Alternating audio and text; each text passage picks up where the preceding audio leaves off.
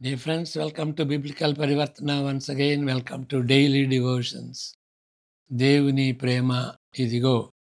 ఈ దినానికి అంటే నవంబర్ 19కి చెందినటువంటి వాక్య భాగం యాకోబు మొదటి అధ్యాయం. యాకోబు పత్రిక మొదటి అధ్యాయం. May the words of my mouth and the meditation of our hearts be acceptable in thy sight, our rock and redeemer. Amen. శ్రమ, ఓర్పు,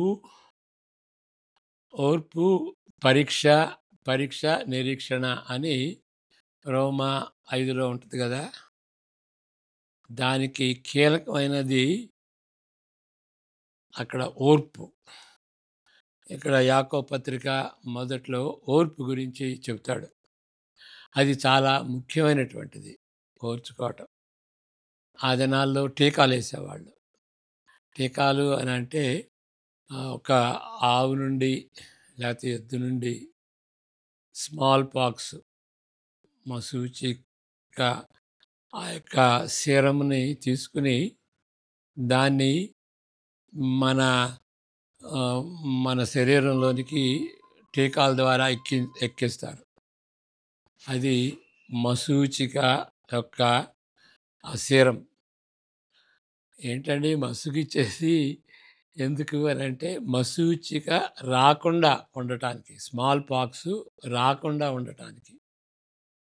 స్మాల్ పాక్స్ రాకుండా ఉండటానికి స్మాల్ పాక్స్ సీరం ఇస్తారు. అదేంటి అంటే అంతే.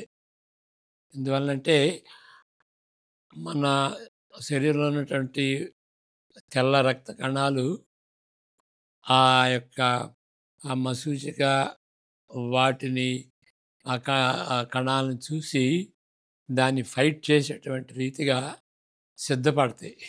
సిద్ధపడి ఒక ట్రైనింగ్ లాగా పొందుతాయి.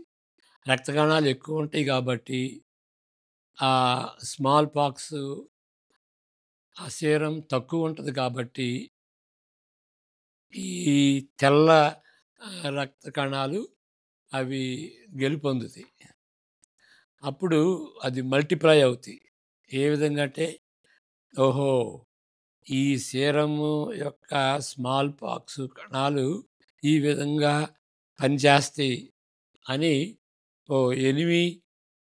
ఎనిమీ సోల్జర్స్ లాగా ట్రీట్ చేసేసి అవి ఏ విధంగా పనిచేస్తాయో ఆ విధానాన్ని తెలుసుకుంటాయి. అప్పుడు నిజమైనటువంటి స్మాల్ పాక్స్ వచ్చినప్పుడు అప్పటికి రక్త కణాలకు తెలుసు, ఓహో, అంతకుముందు మనం చూసాం కదా, మనం ఫైట్ చేసాం కదా, అవి ఎట్లా పనిచేస్తాయో మనకు తెలుసు, దాని బిహేవియర్ తెలుసు కాబట్టి వాటిని ఫైట్ చేద్దాం అని అవి తయారుగా ఉంటాయి అన్నమాట. ఫైట్ చేయటానికి తయారుగా ఉంటాయి. అదేవిధంగా మరి ఒక ఉదాహరణ చెప్తాను. మరొక ఉదాహరణ అదేంటంటే, ఒక ఆవిడ పాస్టర్ గారిని అడిగింది. ఆరాధన అయిన తర్వాత, పాస్టర్ గారు, నాకు ఓర్పు తక్కువ అయిందండి అని అంటే, ప్రార్థన చేయండి అంటే, మా ఆఫీస్కి వెళ్ళండి అమ్మా, అందరిని పంపించిన తర్వాత నేను మాట్లాడతానని. సరే, ప్రార్థన చేసేటప్పుడు ఆఫీస్లో ఆయన ప్రార్థన చేసింది ఏంటంటే, ప్రభువా, ఈ సిస్టర్ గారికి మరి చాలా ఇబ్బంది, కష్టాలు పెట్టు ప్రభువా అని ఆ తీరులో ప్రార్థన చేస్తున్నప్పుడు ఆవిడ మధ్యలో ఆపి, ఏంటండి ఓర్పు కోసం నేను అడిగితే కష్టాలు తీసుకురమ్మని దేవుణ్ణి ప్రార్థిస్తున్నారు అని అంటే, అమ్మా, ఓర్పు రావాలంటే తప్పనిసరిగా కష్టాలు ఉండాలి. కష్టాలు లేకుండా ఓర్పు అనేది లేదు. కాబట్టి ఆ విధంగా కష్టాల్లో ఓర్పులో ఎదుగుతామన్నమాట. ఓర్పులో పరిపక్వం చెందుతాం. అది ఎందుకంటే ఇక్కడ మనం రోమా 5:3లో చదువుకున్నటువంటి రీతిగా శ్రమలు ఓర్పునిస్తాయి. ఓర్పు పరీక్ష. పరీక్ష అంటే అక్కడ అది మిస్‌లీడింగ్ ట్రాన్స్‌లేషను. ఆ యొక్క నైతిక స్వభావాన్ని ప్రొడ్యూస్ చేస్తాయన్నమాట. అంటే నైతికంగా మనం క్యారెక్టరు, మన స్వభావం మారాలి అనంటే ఓర్పు అనేటువంటిది బేస్. ఓర్పుని ఆధారంగా చేసుకొని మనం ఈ నైతిక జీవితంలో ఎదుగుతామన్నమాట. ఆ విధంగా నైతికంగా మారితే మనలో మార్పొస్తది. స్వభావంలో మార్పొస్తది. క్యారెక్టర్‌లో మార్పొస్తది. అప్పుడు అది మార్పు ఒక విధంగా శ్రమల వలన కలిగినప్పటికీ, దేవుడు ఆ శ్రమలను వాడుకొని మన జీవితంలో మార్పు తీసుకొస్తాడు. దేవుడు ఎప్పుడైతే మన జీవితంలో పనిచేస్తాడో, అది తప్పనిసరిగా తుదిమెట్టిస్తాడు. అంటే మనం పరలోకానికి వెళ్ళేంత వరకు, సంపూర్ణత చెందేంత వరకు మన జీవితాన్ని అతను దేవుడు మారుస్తాడు. కాబట్టి మన స్వభావాన్ని మార్చటం మొదలెట్టిన తర్వాత అది సంపూర్తి చేస్తాడు. దాన్నే నిరీక్షణ అంటాం. కాబట్టి శ్రమల వల్ల ఇంత ఉపయోగం ఉంది. శ్రమలు ఓర్పుని ప్రొడ్యూస్ చేస్తాయి. ఓర్పును బట్టి మన స్వభావం మారుద్ది. దేవుని ద్వారా అది మారుతది కాబట్టి, మనల్ని సంపూర్తిగా ఆయన మారుస్తాడు పరలోకంలో. అది మన నిరీక్షణ. కాబట్టి శ్రమను బట్టి నిరీక్షణ గూడా వస్తదన్నమాట. ఇంత గంభీరమైనటువంటిది. కాబట్టి శ్రమల్లో కూడాను అది వాటిని దేవుడు వాడుకొని మనకి చాలా లాభం ఉంటది. పరలోక నిరీక్షణ వస్తది కాబట్టి, శ్రమను బట్టి మనం సంతోషించాలి అని పౌలు అక్కడ చెప్తున్నాడు. ఇక్కడ యాకోబు పత్రికలో మనం చూసేదేంటి అనంటే, ఇంకా వేరే విషయాలు మనం ఇక్కడ వేరే విధంగా ప ఆహ్, యాకోబు చెప్తున్నాడు. దాని గురించి మనం చెప్పుకుందాం ఇప్పుడు. 12 వచనాలు చదువుకుందాం. ముఖ్యంగా ఆహ్, 1వ అధ్యాయం మొదటి 2 వచనాలు, తర్వాత 12వ వచనం. దేవుని యొక్కయు ప్రభువైన యేసుక్రీస్తు యొక్క దాసుడైన యాకోబు అన్య దేశముల యందు చెదిరి ఉన్న 12 గోత్రముల వారికి శుభమని చెప్పి వ్రాయున్నది. అంటే ఈ 12 గోత్రాలు ఎవరు? క్రైస్తవులా? యూదులా? అనేటువంటిది వేరే విషయం. నా సహోదరులారా, మీ విశ్వాసమునకు కలుగు పరీక్ష ఓర్పును పుట్టించునని ఎరిగి, నెక్స్ట్ వచనం కూడా. మీరు నానా విధములైన శోధనలో పడినప్పుడు అది మహానందమని ఎంచుకొనుడి. ఓకే. కాబట్టి 2, 3 అధ్యాయాలు దీని గురించి. మరి 12వ వచనం. 2, 3 వచనాలు. ఇప్పుడు 12వ వచనం. శోధన సహించువాడు ధన్యుడు. అతడు శోధన అంటే పరీక్ష. గ్రీక్‌లో ఇప్పుడు మనం పరీక్షకి, శోధనకి డిఫరెన్స్ ఇస్తాం. పరీక్ష అయితే దేవుని దగ్గర నుండి వస్తది. శోధన అయితే సైతాన్ దగ్గర నుండి వస్తదని మన కన్వీనియన్స్ కోసం చెప్పుకోవటమే గానీ, గ్రీక్‌లో ఉన్నటువంటి ఆ పదాలు ఆహ్, అది దానిలో దాన్ని బట్టి ఏది పరీక్ష, ఏది శోధన అని చెప్పలేం. కాబట్టి పరీక్ష అయినా, శోధన అయినా గానీ ఒకటే. దేవుని దగ్గర నుండి పరీక్షొస్తే దేవుని యొక్క ఉద్దేశ్యం ఏంటంటే, ఆ పరీక్షలో మనం గెలవాలని. సైతాను దగ్గర నుండి మనకు ఆ శోధనొస్తే మనం ఓడిపోవాలని. ఏ పరీక్ష అయినా గానీ, సైతాను ద్వారా వచ్చినా గానీ, దేవుడు దానికి కార్యకర్త. అక్కడ నుండి దానికి అధికారి అన్నమాట. ఆ విధంగా మనం అర్థం చేసుకోవాలి. యాకోబు 1 ఈ మనం 2, 3, 4 నాలుగో వచనం చదువుకోలేదు. 4 వచనం కూడా చదువుకుందాం. యాకోబు 1 4. మీరు సంపూర్ణులను, అనునాంగులను, ఏ విషయంలోనైనను కొదువలేని వారునయ్యుండునట్లు ఓర్పు తన క్రియను కొనసాగింపనీయుడి. అది. యాకోబు ఈ మనం చదువుకున్నటువంటి ఈ వాక్యాలు వాటి ప్రకారం 2 కారణాలను బట్టి క్రైస్తవులు వివిధ రకాలైన శోధనలు ఎదుర్కొన్నప్పుడు సంతోషించాలి.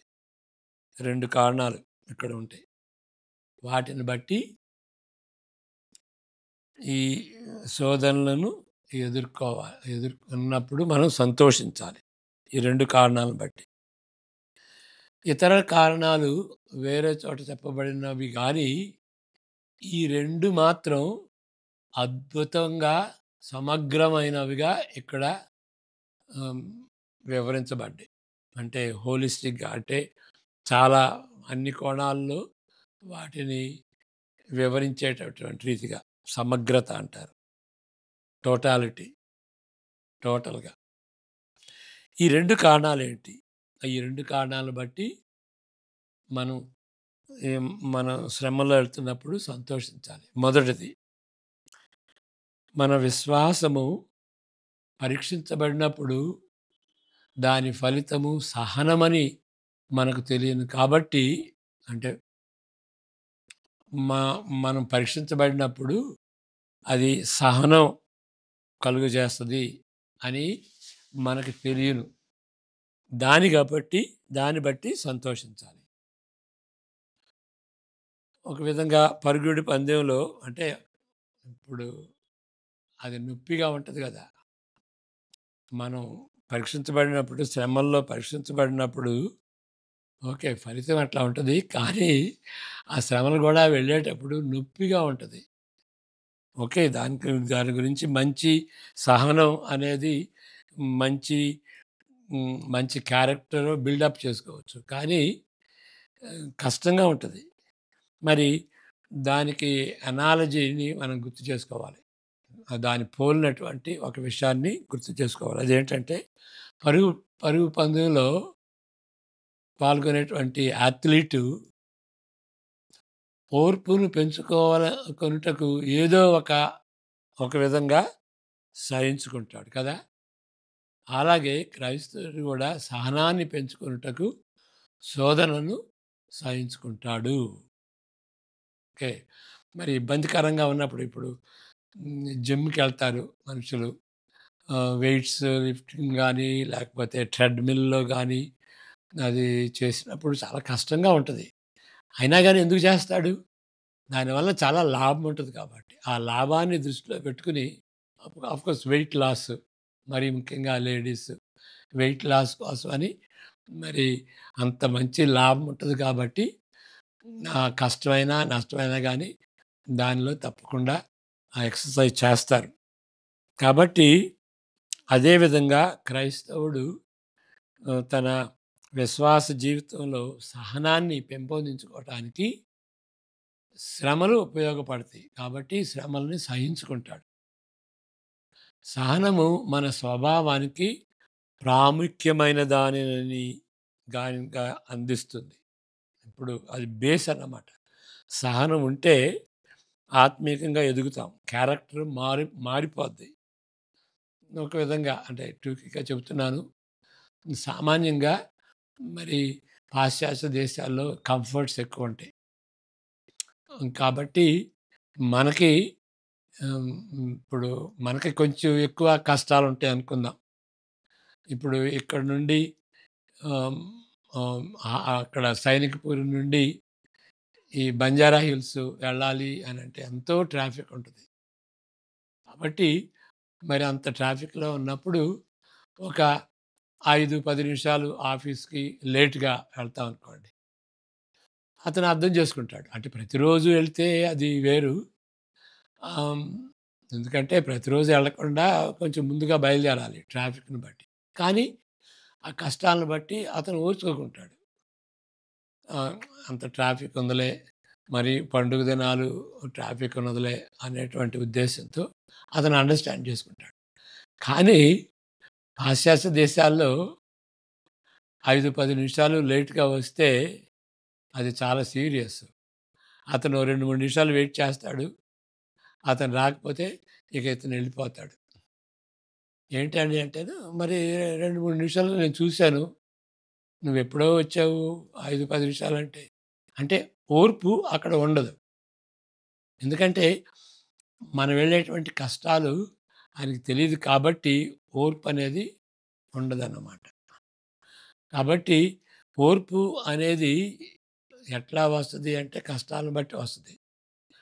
దాన్ని బట్టి క్యారెక్టర్ క్యారెక్టర్‌లో గూడాను ఒక క్రిస్టియన్ క్యారెక్టర్ అంటే ఇతరులు వ ప్ర ప్రజల దా ప్రజల ద్వారా వచ్చేటువంటి ఆ ఎదిరిక్తలు, ఇన్‌కన్వీనియన్స్ ద్వారా వచ్చేటువంటి ఆహ్, ఆ యొక్క ఒత్తిళ్ళు వాటన్నిటిని సహించుకోవటానికి మరి క్రైస్తవుడు సిద్ధంగా ఉంటాడనమాట. క్యారెక్టర్ చేంజ్ అవుతది.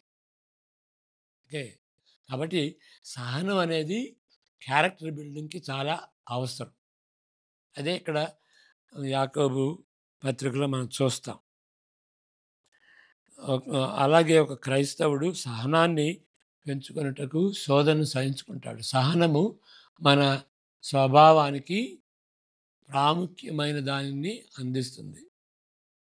అది మీరు సంపూర్ణులను, అనునాంగులను, ఏ విషయంలోనైనను కొదువలేని వారినై యుండునట్లు ఓర్పు తన క్రియను కొనసాగింపనీయుడి. Let its have his perfect way. అది. అంటే ఆహ్, ఆ యొక్క ఓర్పుని హ్మ్, లెట్ ఇట్ గ్రో.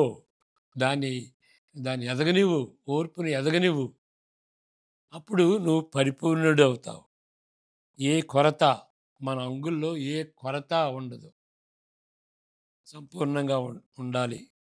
క్రైస్తవ జీవితంలో సంపూర్ణంగా ఉండాలి అనంటే ఈ యొక్క ఓర్పులో మనం ఎదగాలి. ఓర్పు ఎట్లా వస్తదంటే శ్రమలను బట్టి. ఇక దానికి ఆల్టర్‌నేటివ్ ఏంటి? వేరే వేరే మార్గం ఏంటి? ఏదనగా విషయాలు బాగా జరుగుతున్నప్పుడు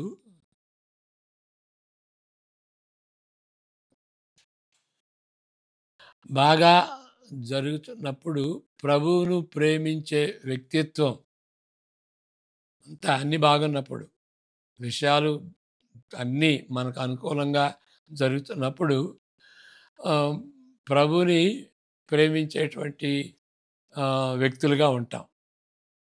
వసంతకాలంలో ప్రశాంతమైన రోజుల్లో ధైర్యంగా, సంతోషంగా ఉండే స్వభావం డెవలప్ అవుతది.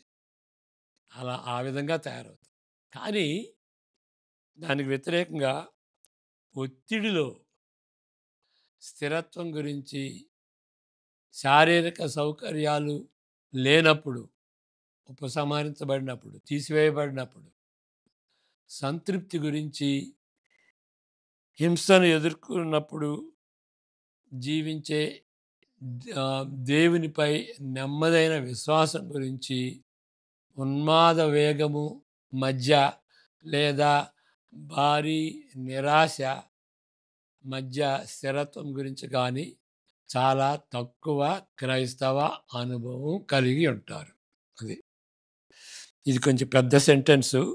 మరలా చదువుతాను.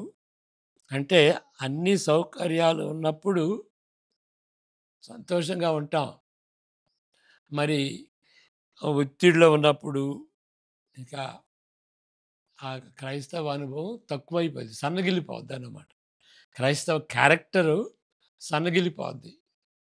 ఎప్పుడు అనంటే దేవునిపై నెమ్మదైన విశ్వాసం గురించి అది అది క్రైస్తవ అనుభవం. దానిలో గాని ఎప్పుడు ఈ శరీర సంబంధమైనటువంటి సౌకర్యాలు తీసివేయబడినప్పుడు, ఉపసంహరించబడినప్పుడు, అప్పుడు సంతృప్తి అనేది ఉండదు. కంటెంట్‌మెంట్ అనేది ఉండదు.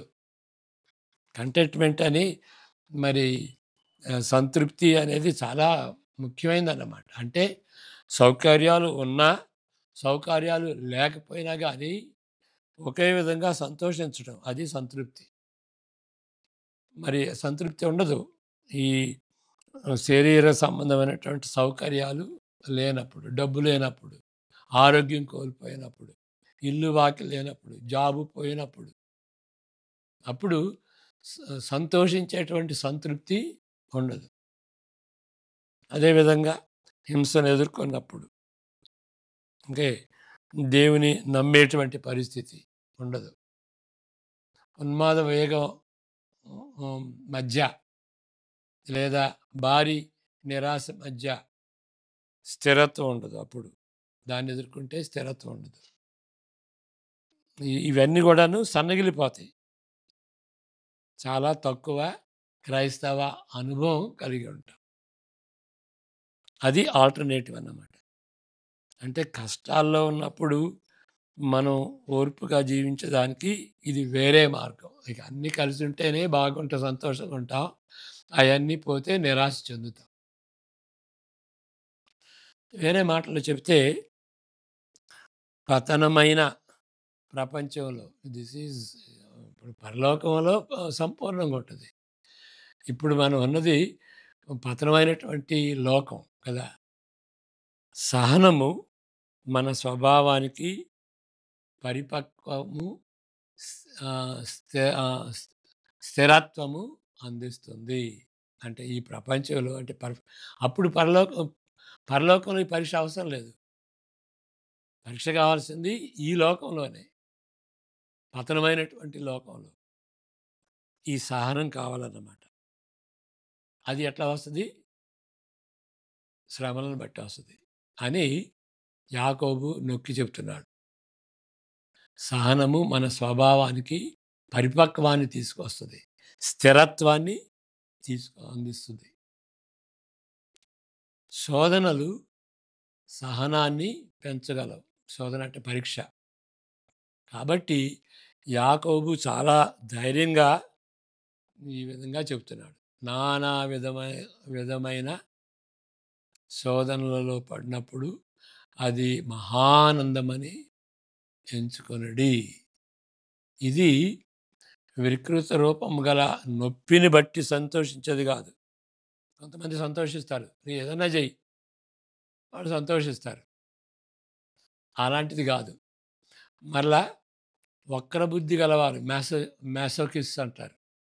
అంటే ఇతరులను నొప్పిపెట్టి వాళ్ళు సంతోషిస్తారు.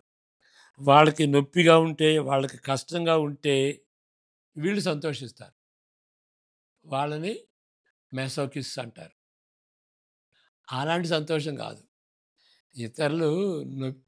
ఇతరులకి బాధ కలిగితే మనం సంతోషించేటువంటిది కాదు. కానీ క్రైస్తవులుగా మన లక్ష్యాలను, అంటే మన గురిని గుర్తించినప్పుడు ఏంటి మన గురి ఏంటి?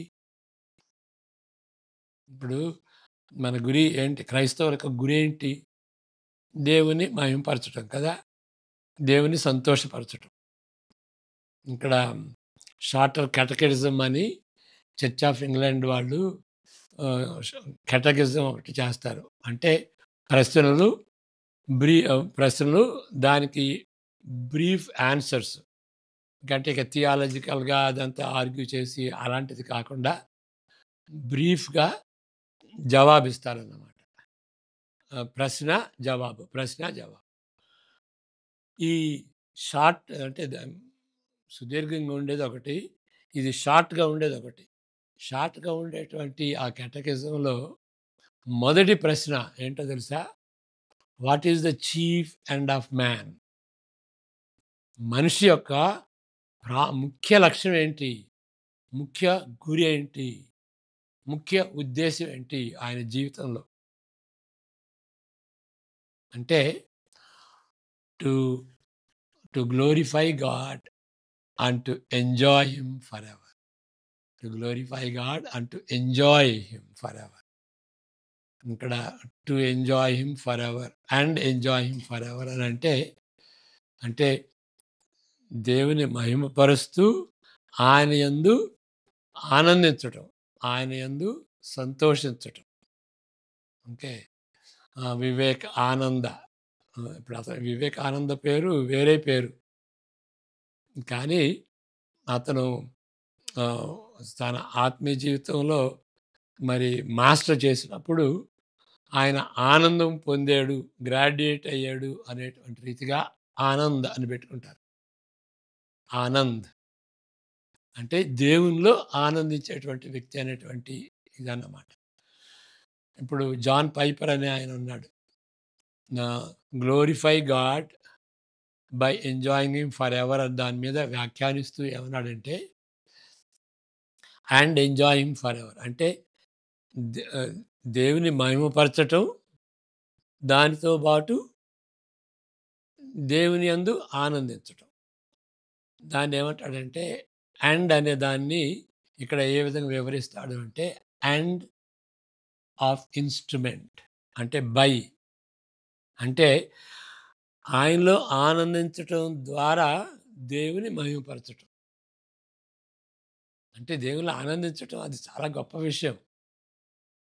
నిజంగా దేవునితో నిబంధన చేసుకున్నటువంటి వ్యక్తి యేసుక్రీస్తు మనకి మన నిమిత్తమై ఆయన శిలువలో మరణించాడు, అంత విలువిచ్చాడు అనేటువంటి దానిలో ఎంతో ఆనందం ఉంది. దేవుడే మనకు అంత విలువిచ్చాడు. పాపులమైనటువంటి వాడు, మట్టితో చేయబడినటువంటి వాళ్ళు మనకి అంత అంత విలువిచ్చాడు. దాన్ని బట్టి ఆనందించటం అన్నమాట. కాబట్టి దేవుని బట్టి ఆనందించటం. అలాంటిది ఇక్కడ చెబుతుంది. ఆహ్, ఇది వికృత రూపము గల నొప్పిని బట్టి సంతోషించే వక్రబుద్ధి గలవాడు కాదు. కానీ క్రైస్తవులుగా మన మన లక్ష్యం ఏంటి? దేవుని యందు దేవుని మహిమపరచటం, దేవుని యందు ఆనందించటం. ఇంకా వేరే విధంగా చెప్పాలంటే దేవుని దేవుని దేవునికి అనుగుణంగా ఆయన సంతోషపెట్టేటువంటి రీతిగా జీవించడం. ఇంకొక విధంగా చెబితే మన లక్ష్యం, మన గురి ఏంటి? క్రైస్తవుల యొక్క గురి అంటే ఏంటి అనంటే పరలోకం, నిత్యత్వం. దేవుని సంతోషపెట్టేటువంటి రీతిగా ఏదైనా సరే అదంతా కూడాను అవి పర్మనెంట్‌గా ఉండిపోతాయి. నిత్యంగా ఉండిపోతాయి. ఆత్మీయ విలువలు నిత్యంగా ఉండిపోతాయి. కాబట్టి ఇక్కడ ఈ ఈ జీవితంలో శ్రమలొచ్చినప్పుడు వాటిని బట్టి నిత్యంగా ఉండేటువంటి ఆత్మీయత, ఆత్మీయ ఎదుగుదల ఉంటది.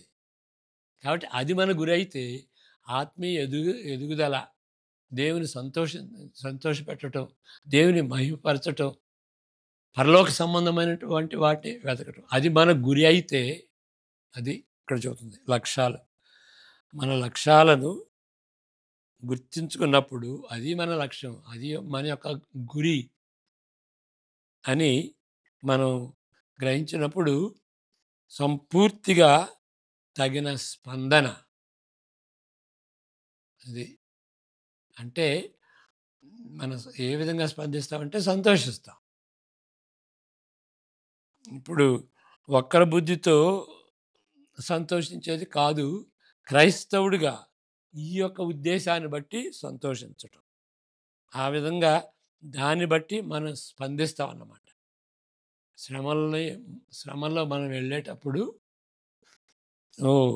దాన్ని బట్టి దేవుడు మనకి హ్మ్, ఆత్మీయ సంబంధమైనటువంటి ఎదుగుదల ఇస్తాడు. నిత్యమైనటువంటి ఆహ్, విలువలు వీటిని బట్టి వస్తాయి.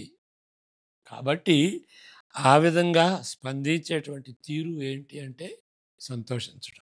శ్రమల్లో సంతోషించడం. ఈ జీవన సౌకర్యాలు మన అత్యున్నత లక్ష్యాలు అయితే, ఇక ఈ జీవితంలో ఉన్నటువంటి సౌకర్యాలు, ఆనందాలు అంతా మరి ఆహ్, కొంతమంది ఆహ్, బాత్రూమ్‌లో ఫాసెట్స్ గోల్డ్‌వి పెట్టుకుంటారు.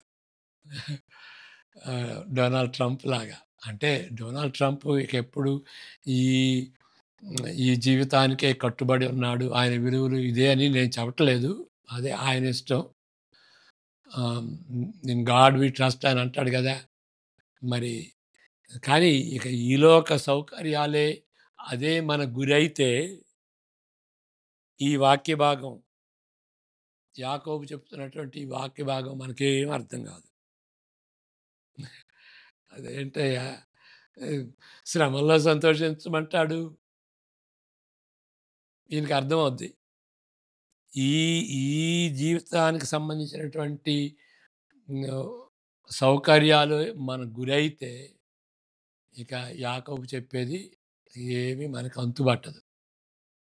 అత్యున్నతంగా ఉండే మన లక్ష్య లక్ష్యాలు, మన గురి క్రైస్తవ జీవన జీవన ఎదుగుదలతో భాగ్యమైన ఎడల యాకోబు యొక్క అంచనా అద్భుతంగాను, అర్థవంతంగాను ఉంటుంది. మన యొక్క గురి ఆత్మీయ సంబంధం అయితే ఈయన చెప్పింది, యాకోబు చెప్తుంది అర్థవంతంగా, అద్భుతంగా ఉంటుంది. ఆ విధంగా ఉండాలి.